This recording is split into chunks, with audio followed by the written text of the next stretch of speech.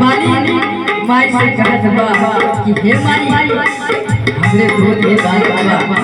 हम कैसे आके पानी पीना सकीला तो माई के भाव माई के ममताई होला कि का के बचवा खातिर माई का कुछ कर सकेगी तो कैसे कहत बा माई बल का सुना माई सोते के कटना वो घूम नहीं करना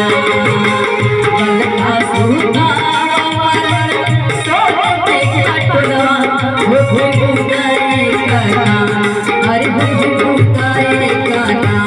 हमके पाया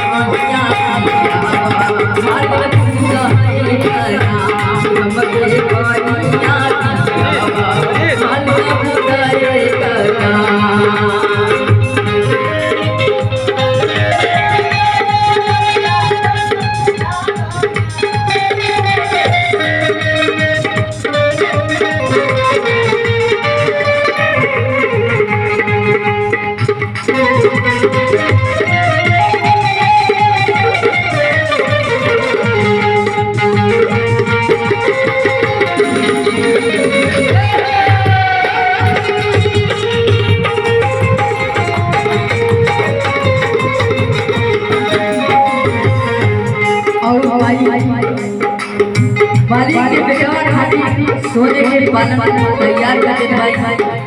और मालिक जाए कोई सुला दे बा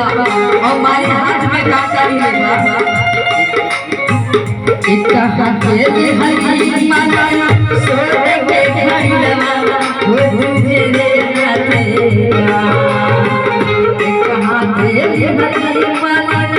सोने के घड़ीला वो मुझे रे आते अरे हरी रे साता या हो तेरे माते हरी रे साते या हो तेरे माते हरी रे साता या हो तेरे माते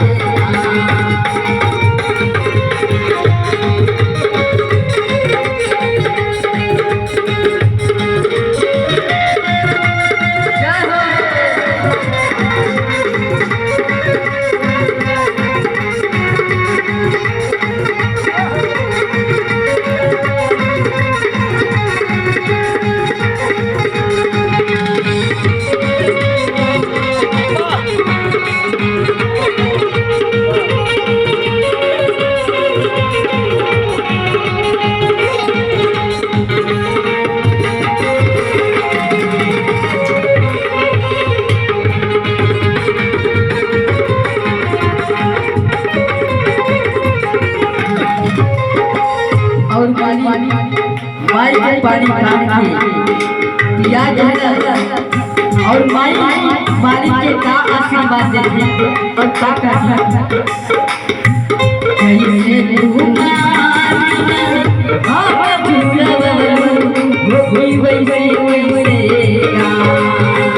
कैसे के मान तू आप झूला वैसे अरे वैसे तो हर वालिया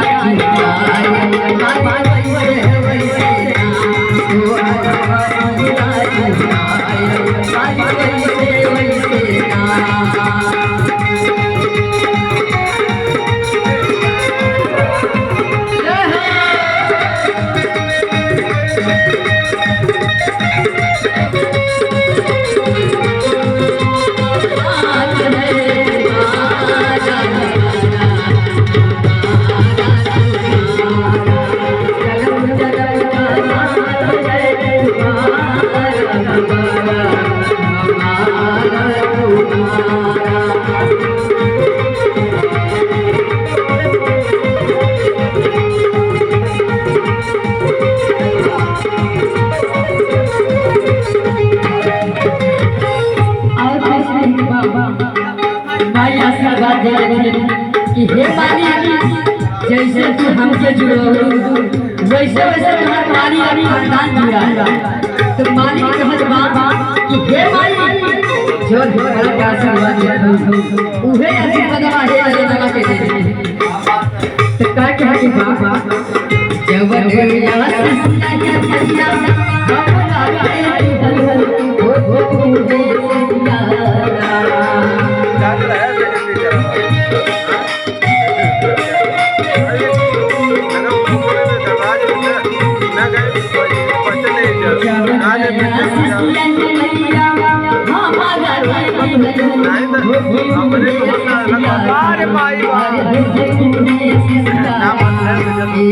हमारे